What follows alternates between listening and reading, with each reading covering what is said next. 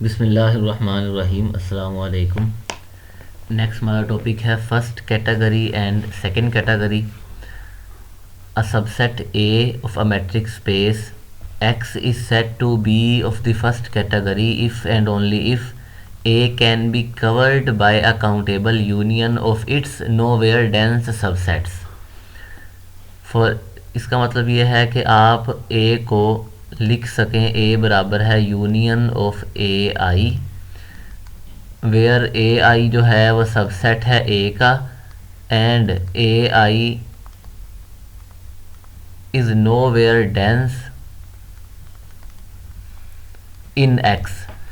आप ए के सबसेट्स लें जो नो वेयर डेंस हैं एक्स में, उनका यूनियन लें। अगर वो यूनियन ए के बराबर हो या ए का उसका सबसेट हो तो हमने उसको कवर कर दिया है ए को by using nowhere dense subsets of A. और ये हमारे पास काउंटेबल यूनियन होनी चाहिए, यूनियन जो है वो काउंटेबल हो। तो उस केस में हम कहेंगे कि जो ए है as a subset of X ये फर्स्ट कैटेगरी है, otherwise A is said to be of the second category. Same यही डेफिनेशन हमारे पास स्पेस एक्स के लिए है। A space X is said to be of the first category if and only if X as a subset of itself can be written as a countable union of nowhere dense subsets, otherwise x is said to be of the second category। आप x के subsets लें, उनका union लें, countable union n from 1 to infinity, या हमारे पास वो union finite भी हो सकता है, सच डैट के उन तमाम नो वेयर डेंस सबसेट्स का जो यूनियन है वो x के बराबर है या x को कंटेन करता है। x को कंटेन करता है तो उस केस में जो हमारे पास स्पेस x है वो फर्स्ट कैटेगरी है। फॉर एग्जांपल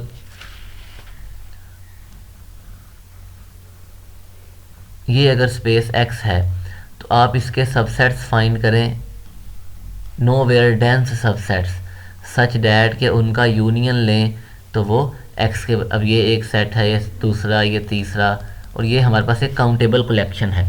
तो इनका जो यूनियन है वो x के बराबर है, ये x को कवर कर रहे हैं, तो इस केस में जो स्पेस है वो हमारे पास फर्स्ट कैटेगरी है। या हम ये भी कह सकते हैं कि metric space x is said to be of second category if and only if x can not be expressed as a countable union of nowhere dense subsets of itself. मतलब कि x को आप उसके जो dense subsets हैं उनकी countable collection के union में ना लिख सकें, कि x जो है वो इस यूनियन के बराबर ना हो, where each A I is nowhere dense in x। और नो वेयर डेंस का हमें मतलब पता है कि ए आई का जो क्लोजर है उसका इंटीरियर जो है वो या तो फाई हो या इक्विवेलेंटली ए आई का जो क्लोजर है वो किसी ओपन सेट को कंटेन ना करे। तो उस केस में हमारे पास ये जो सेट है वो नो वेयर डेंस है। तो अगर हमें एक काउंटेबल कलेक्शन मिल जाए नो वेयर डेंस सबसेट्स की और उनका जो यूनियन है वो x के बराबर हो तो फिर x जो है वो फर्स्ट कैटेगरी स्पेस है। और अगर ऐसी कोई कलेक्शन ना मिले तो उस केस में जो x है वो सेकंड कैटेगरी है।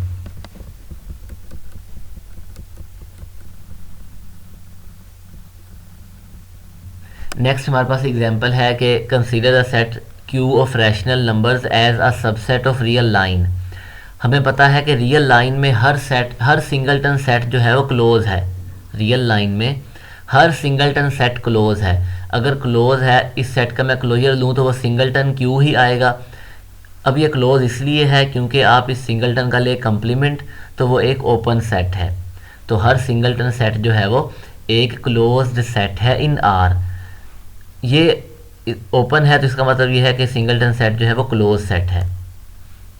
क्लियरली जो सिंगलटन Q है, ये सिंगलटन सेट का क्लोजर जो है वो इटसेल्फ वही सेट है और ये किसी ओपन बाल को कंटेन नहीं करता। ये सेट है हमारे पास जो कि Q के बराबर है और ये किसी ओपन बाल को या किसी ओपन सेट को कंटेन नहीं करता। उसकी वजह यह है कि आप रियल लाइन पर ये अगर पॉइंट Q है, स्मॉल रेडियस का एक ओपन बाल बनाएं तो वो infinitely many rational and irrational numbers को कंटेन करेगा। अब ये ओपन बाल जो है वो इस सेट का सबसेट नहीं है, तो ये सेट जो है वो किसी ओपन बाल को कंटेन नहीं करता, तो इसका मतलब ये है कि ये नोवेयर डेंस है, नोवेयर डेंस है आर के अंदर। As well as in Q, अगर आप क्यू के ऊपर एक सब स्पेस डिफाइन करें, क्यू के ऊपर एक सब स्पेस डिफाइन करें और फिर इस सिंगलटन पॉइंट का आप लें, इस सिंगलटन पॉइंट पर आप कोई ओपन बाल बनाएं। अब ये जो ओपन बाल है वो क्यू के अंदर, क्यू अगर हम क्यू को सेट ऑफ रैशनल नंबर्स को एज अ सब स्पेस ट्रीट करें, तो उस केस में भी इस क्यू पर आप कोई ओपन बाल बनाएंगे तो वो रैशनल नंबर्स को भी कंटेन करेगी और इरेशनल नंबर्स को भी कंटेन करेगी, तो वो ओपन बाल जो है वो इस सेट का सबसेट नहीं है। तो ये सिंगलटन सेट जो है वो आर में भी डेंस है, नोवेयर डेंस है, और अगर हम क्यू को एज अ सब स्पेस ट्रीट करें तो ये क्यू में भी नोवेयर डेंस है। और क्योंकि क्यू जो है वो काउंटेबल है, तो हम लिख सकते हैं क्यू जो है वो इन तमाम सिंगलटन सेट्स के यूनियन के बराबर है। अगर ये इसके बराबर है तो हम ये कह सकते हैं कि क्यू जो है वो फर्स्ट कैटेगरी स्पेस है आर में, और क्यू जो है वो फर्स्ट कैटेगरी स्पेस है as a subspace of itself.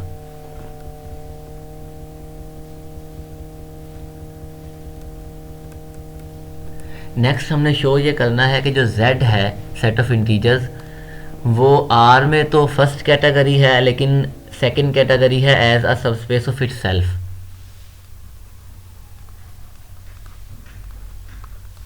Show that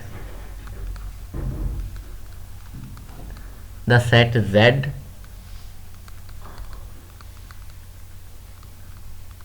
of integers as a subset of R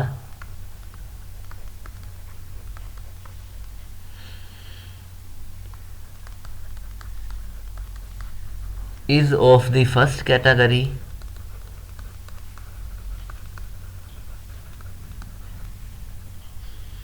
but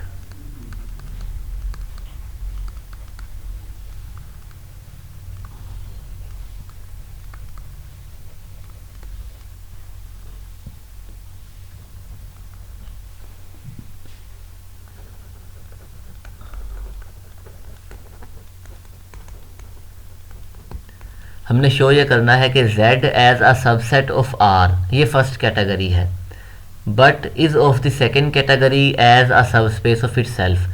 first part जो है वो बहुत ही आसान है। अभी हमने कहा कि हमारे पास जो हर सिंगलटन सेट जो है वो क्लोज है, हर सिंगलटन सेट जो है वो क्लोज है। तो आप अगर 1 लेंगे तो 1 जो है उसका क्लोजर 1 ही है। तो और z जो है वो काउंटेबल भी है, z जो है वो काउंटेबल भी है, तो हम लिख सकते हैं z is equal to union n belongs to z n। z जो है वो एक काउंटेबल सेट है, ये हमें ऑलरेडी पता है। हर सिंगलटन सेट जो है वो R में क्लोज है। अगर क्लोज है तो जैसे हमने Q में कहा कि उसका जो क्लोजर है वो एलिमेंट इटसेल्फ ही है, यहाँ पर 0 है, ये 1 है, ये 2 -1 -2 -3 एट्सेट्रा। अब ये सिंगलटन सेट क्लोज है, ये भी सिंगलटन सेट जो है वो क्लोज है, इसका क्लोजर लेंगे तो 0 ही आएगा, इसका क्लोजर लेंगे तो 1 है। तो क्लियरली ये हमारे पास जो सिंगलटन सेट है वो नोवेयर डेंस है। हर सिंगलटन सेट जो है वो नोवेयर डेंस है इन R, और ये Z के सबसेट हैं, Z काउंटेबल है, तो हम लिख सकते हैं Z is equal to union n belongs to Z set n। तो हमने Z को as a countable union of nowhere dense subsets लिख दिया है। इसका मतलब यह है कि Z जो है वो फर्स्ट कैटेगरी है R के अंदर। नेक्स्ट हम देखेंगे कि Z जो है वो सेकेंड कैटेगरी है as a subspace of itself. अब हमने Z के ऊपर एक मैट्रिक्स स्पेस डिफाइन की है। हमें पता है कि सेट ओपन होगा अगर आप उसके अगर उसका कोई भी पॉइंट कंसीडर करें, उस पर ओपन बाल बनाएं तो वो उसी सेट का एक एलिमेंट हो। हम 0 कंसीडर कर लेते हैं, 0 पर एक ओपन बाल बनाएं अब Z सब स्पेस है, ये याद रखें। Z जो है हम उसे एज अ मैट्रिक स्पेस देखेंगे, ना कि R को। अब हम सिर्फ Z को देखेंगे। इस पर आपने एक ओपन बाल बनाई, y belongs to Z such that distance of y from zero ये लेस देन एप्सिलॉन है। अब एप्सिलॉन जो है वो एक स्मॉल नंबर है। अब ये ज़ीरो है, इस ज़ीरो पर आपने ओपन बाल बनाई। अब क्या ये ओपन बाल Z के किसी पॉइंट को कंटेन करती है? इस एरिया में Z का कोई भी पॉइंट नहीं है, क्योंकि Z में इंटीजर्स हैं 0 1 2 3 -1 -2 -3। तो आपके पास ये जो ओपन बाल है वो सिर्फ और सिर्फ ज़ीरो के बराबर है। तो हम ये कह सकते हैं कि ये सिंगलटन सेट जो है वो इस ओपन बाल को कंटेन करता है। अगर ये कंटेन करता है तो फिर ये सिंगलटन सेट जो है ये ओपन है Z के अंदर। अब मैं इस सेट का अगर मैं कह देता हूँ ये सेट A के बराबर है, A का क्लोजर फाइंड करें। क्या A का क्लोजर ज़ीरो को कंटेन करेगा? ऑब्वियसली करेगा। तो अब A का जो क्लोजर है वो ओपन सेट को कंटेन करता है। इसका मतलब यह है कि ये जो A है वो नो वेयर डेंस नहीं है। A जो है वो नो वेयर डेंस नहीं है, क्योंकि अगर सेट का क्लोजर ओपन सेट को या ओपन बाल को कंटेन करे तो फिर वो नो वेयर डेंस नहीं होता। अब A क्लोजर जो है वो ज़ीरो सिंगलटन ज़ीरो को कंटेन करता है। सिमिलरली 1 जो है सिंगलटन 1 वो भी ओपन है और नो वेयर डेंस है। सिंगलटन 2 जो है वो भी ओपन है और नो वेयर डेंस है। तो हम यहाँ से ये कह सकते हैं कि Z को अगर हम एज अ सब स्पेस देखें तो Z जो है वो फर्स्ट कैटेगरी नहीं है। हम एक काउंटेबल कलेक्शन नहीं फाइंड कर सकते नो वेयर डेंस सबसेट्स की जिनका यूनियन Z हो। तो Z जो है वो R में तो फर्स्ट कैटेगरी है, लेकिन as a subspace of itself ये सेकंड कैटेगरी है।